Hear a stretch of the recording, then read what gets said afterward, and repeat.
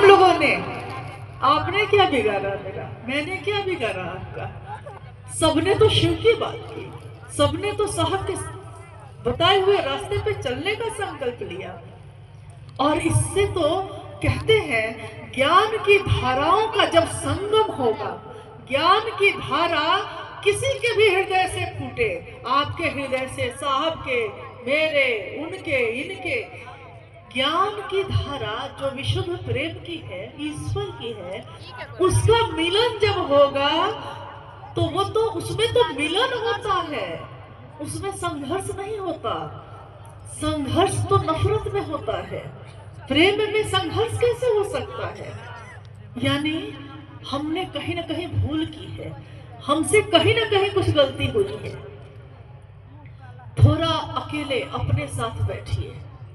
हर गुरु भाई गुरु बहन के लिए कहते हैं, अपने लिए भी ये कहते हैं, अकेले बैठिए और सोचिए, अपने जीवन को देखिए।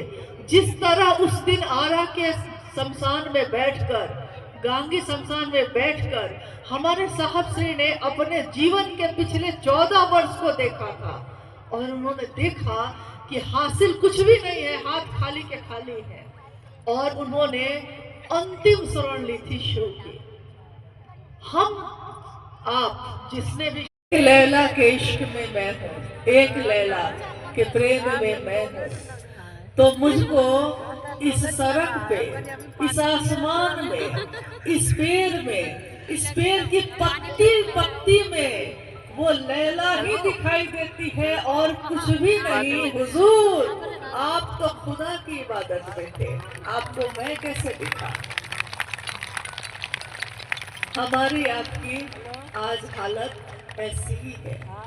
हम सब कह रहे हैं, सब के सब हम कह रहे हैं कि हम महादेव की बात करते हैं, हम साहब हरिनानंद जी की बात कहते हैं, जिन्होंने शिव को जमीन पे उतारा है।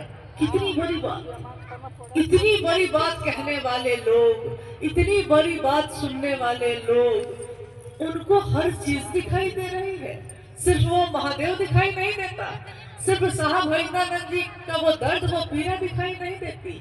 माँ नीला मारंग का अपने जीवन की आहुति दे देना शिव शिष्यता में, ये दिखाई नहीं देता।